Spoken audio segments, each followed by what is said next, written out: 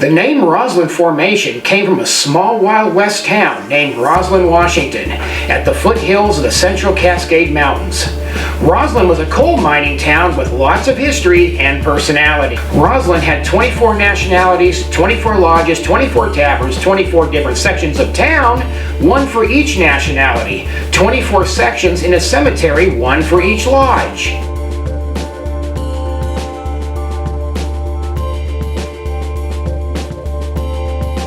A small town named Ronald, next to Roslyn, was known for its underground bootlegging and its amazing tunnels that ran underground into Roslyn, which had the biggest alcohol still in Washington State. In August 18, 1928, it finally exploded. Flames shot out about 40 feet into the air and sending a fireball through the network of tunnels, catching fire to one person, and as he ran out of the tunnel, his wife sprayed him down with a garden hose, but died later that night from burns.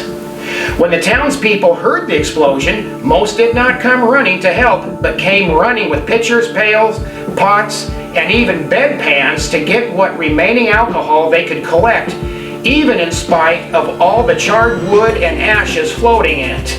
Half the town was burned and the other half was drunk. 1916, it snowed 65.5 inches in 24 hours. Total snowfall for that year was 385.5 inches and closed down mining for weeks and nearly destroyed the town of Roslyn. Coal mining in Roslyn lasted 77 years, starting in 1886 to December of 1963. It is believed that there is a remaining 230 million tons of coal left underground. They removed a chunk of coal weighing 50,000 pounds, and they sent it to Chicago's World Fair. In May 10, 1892, 45 miners were killed in a coal mine explosion in mine number 1. Mine number 9 had 2,700 vertical feet of shaft with 54 miles of tunnels. Coal represents jungles full of trees and plants, lush green vegetation, which seems to represent the rest of the earth, considering that all the fossilized plant and tropical fossils found all over the earth in sedimentary layers were laid down by a watery catastrophe.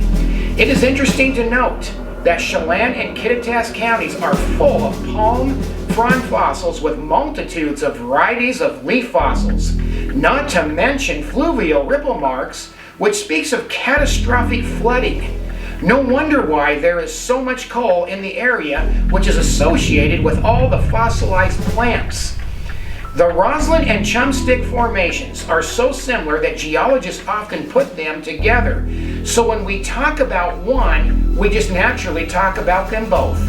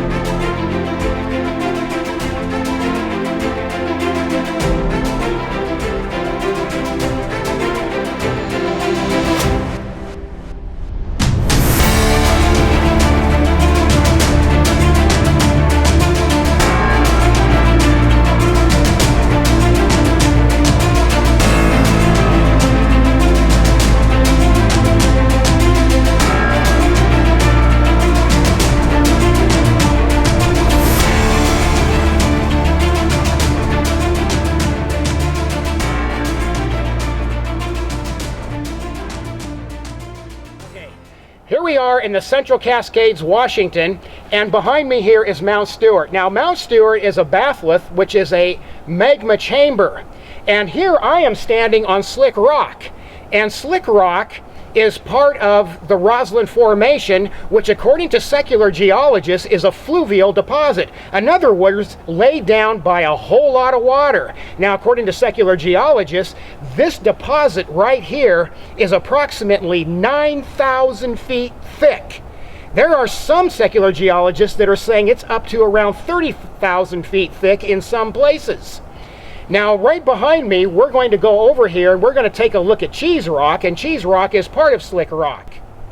Now, here behind me is Cheese Rock, and of course, I don't have to explain to you why we call that Cheese Rock.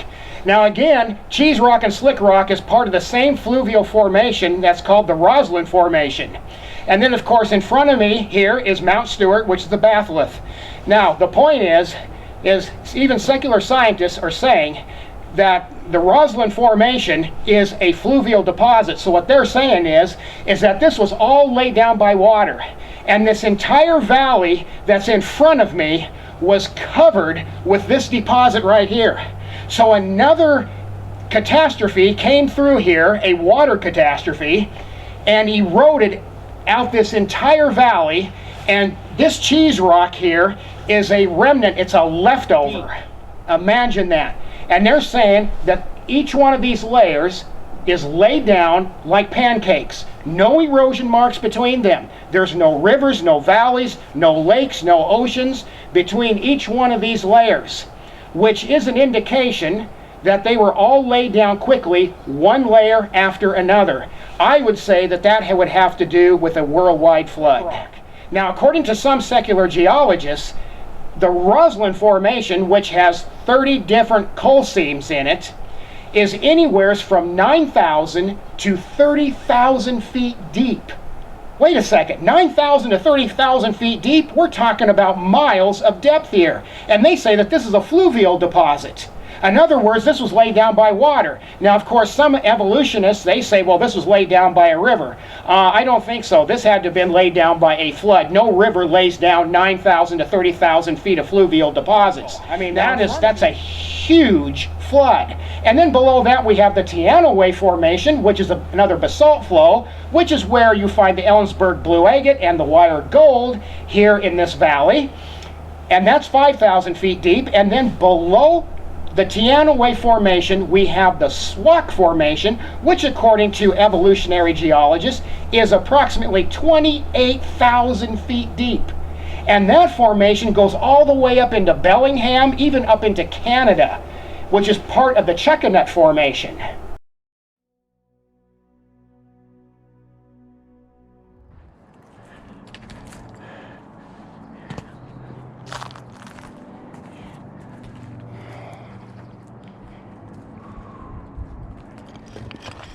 So we're just outside of Dryden and Kashmir. Okay, here you go, I think. I think that's something right there. That's like a branch. Right there. But I don't know how you take that home. But it's something. It's organic. Like right here, okay.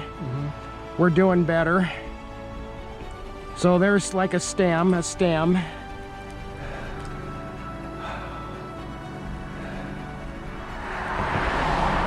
almost like charcoal. That's a coal seam, but it never... Now, the evolutionists will tell you that swamps made coal. Now, there's no evidence of swamps here. That's ridiculous. Swamp material could not have done this. And like you said, it looks like ash, because volcanic ash is the catalyst to make coal. Yeah, you know, that's like ash right there. That looks like ash. And we need volcanic ash. It's a certain type of dirt in volcanic ash that becomes the catalyst to create coal. not swamps.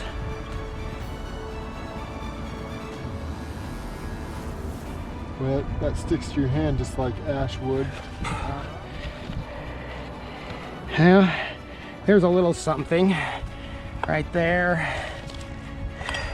Oh, there you go. Right there. There's a little strange in there. Yeah, that's a branch.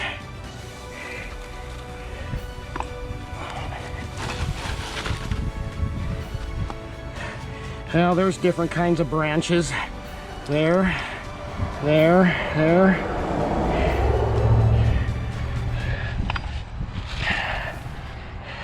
Yeah, it's all over. That's a better one. Right there. Huh.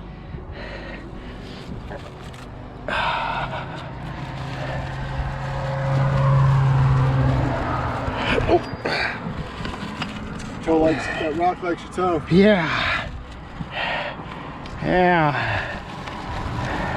Oh yeah. There's another one right there.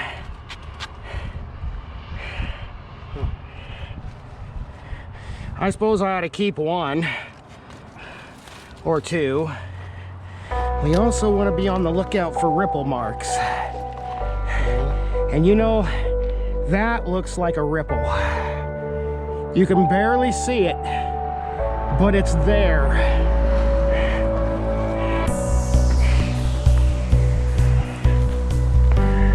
Right in there.